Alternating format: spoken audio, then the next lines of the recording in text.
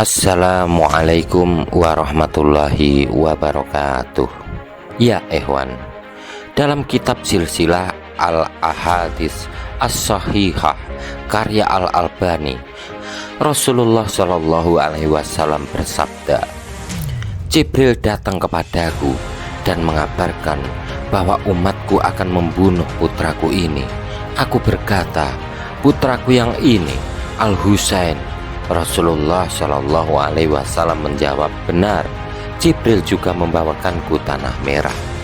Al-Albani berkata, hadis ini telah dikeluarkan oleh Al-Hakim, sedangkan lafaz periwayatan Al-Baihaqi dari Ummul Fadl binti Haris berbunyi bahwa dia pernah mengunjungi Rasulullah Shallallahu Alaihi Wasallam dan berkata, Rasulullah Shallallahu Alaihi Wasallam berkata, sesungguhnya apa yang kau lihat dalam mimpimu adalah kebaikan. Fatimah akan melahirkan seorang anak yang insya Allah akan berada di pangkuanmu. Maka Fatimah pun melahirkan Al-Husain dan dia di pangkuanku seperti yang dikatakan oleh Rasulullah Shallallahu Alaihi Wasallam. Setelah itu aku mendatangi Rasulullah Shallallahu Alaihi Wasallam dan meletakkan putra Fatimah yang baru lahir itu di kamar beliau. Aku pun tercengang melihat seketika Rasulullah Shallallahu Alaihi Wasallam menangis terseduh-seduh. Lalu aku bertanya, wahai Rasulullah, apa yang terjadi padamu? Kemudian lafaz hadis sama seperti sebelumnya. Hadis ini menunjukkan bahwa menangisi Al-Husain merupakan sunnah Nabi Shallallahu Alaihi Wasallam, juga merupakan dalil terhadap orang-orang yang selalu mempertanyakan mengapa Al-Husain tidak menuruti saran para sahabat yang melarang beliau pergi ke Karbala. Seakan-akan para sahabat ini tidak mengetahui bahwa kepergian Al-Husain Karbala merupakan hal yang telah dikabarkan oleh Rasulullah Shallallahu Alaihi Wasallam jauh-jauh hari. Allahumma sholli ala Muhammad wa ala ali Muhammad. Peristiwa Karbala 10 Muharram atau hari Asyura merupakan tragedi memilukan bagi umat Islam. Pada hari itu, Sayyidina Husain, cucu Rasulullah Shallallahu Alaihi Wasallam, terbunuh di Karbala. Kisah terbunuhnya cucu Nabi Muhammad Shallallahu Alaihi Wasallam, Sayyidina Husain bin Ali bin Abi Thalib, itu terjadi pada tanggal 10 Muharram 61 Hijriah.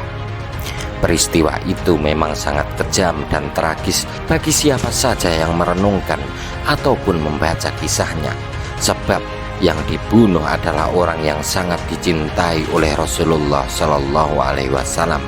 Pembunuhan ini dilakukan oleh kelompok pro khalifah pada masa itu, yaitu pendukung Yazid bin Muawiyah. Menurut beberapa pakar sejarah, meskipun sebenarnya Khalifah Muawiyah tidak menghendaki tentang pembunuhan itu, Abdullah bin Abbas, Abdullah bin Zubair, dan sahabat-sahabat yang lain telah mengingatkan Husain untuk jangan berangkat menemui pendukungnya di Kufah karena kuat kemungkinan hal itu perangkap atas dirinya dan Ahlul Bait. Namun karakter Husain yang teguh pendirian dan pemberani seperti ayahnya Ali bin Abi Thalib membuatnya menolak saran kolega-koleganya. Meski ia tetap berterima kasih atas saran tersebut, berangkatlah Husain dari Mekkah menuju Kufah bersama rombongan Ahlul Bait sebanyak 72 orang. Sesampainya di Karbala, kurang lebih 100 km barat daya Baghdad, rombongan cucu Rasulullah Shallallahu Alaihi Wasallam itu dihadang oleh pasukan yang dipimpin oleh Ubaidillah bin Ziyad atas perintah Khalifah Yazid bin Muawiyah. Lalu terjadilah apa yang tidak seharusnya terjadi, peperangan yang tidak seimbang antara pasukan Ubaidullah bin Ziyad, gubernur Kufah yang berjumlah 4.000 sampai dengan 10.000 orang, melawan rombongan Husain yang berjumlah 72 orang. Itu pun banyak yang perempuan. Kepala Husain dipenggal oleh seorang prajurit bernama Samar bin Ziljausyan.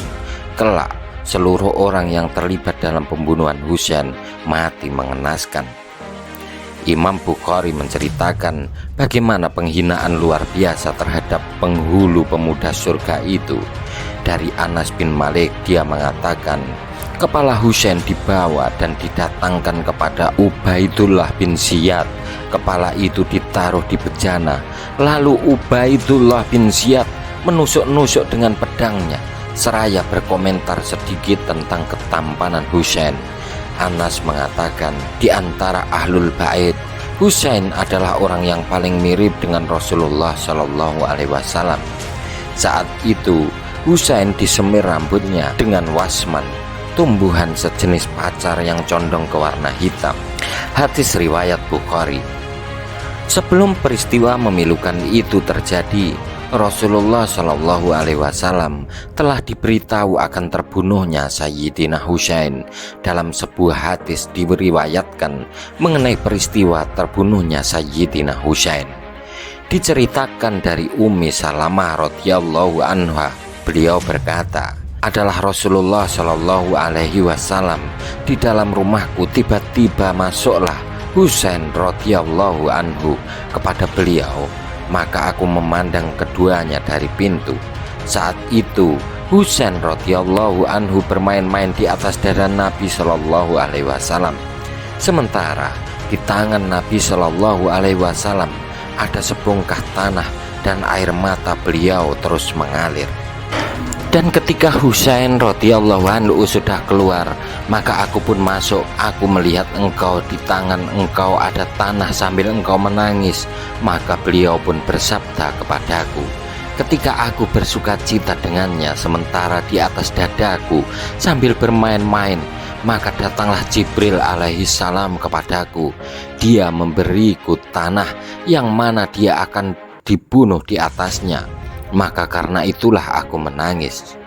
Dalam kitab Nuruz Zahlam karya Syekh Nawawi Al-Bantani halaman 35 diceritakan, sesungguhnya Rasulullah Shallallahu Alaihi Wasallam memberi Ummu Salamah sebuah botol yang di dalamnya ada tanah tempat dibunuhnya Husain. Botol tersebut ditinggalkan di sisinya. Hal itu adalah ketika Jibril mendatangi Nabi Shallallahu Alaihi Wasallam dan dia mengkabarkan beliau bahwasanya Husain akan dibunuh di atas tanah ini, dan Jibril memperlihatkan kepada beliau dari tanahnya bumi di mana Husain akan dibunuh di atasnya, dan beliau pun mencium tanah tersebut seraya berkata, celaka Karbala. Dan beliau berkata kepada Ummu Salamah, jika tanah ini sudah menjadi darah, maka anakku Husain dibunuh. Dan ketika dilihatnya tanah menjadi darah, maka terperanjatlah Ummu Salamah. Dia berkata kepada budak perempuannya, pergilah engkau ke pasar, lihatlah ada berita apa di sana. Dia pun pergi ke pasar dan pulanglah dia ke Ummu Salamah. Dia berkata, Husain bin Ali radhiyallahu anhu dibunuh. Wallahu a'lam bishawab. Ya ikhwan, mudah-mudahan kisah ini semakin menambah keimanan dan ketakwaan kita kepada Allah Subhanahu wa ta'ala. Wassalamualaikum warahmatullahi wabarakatuh.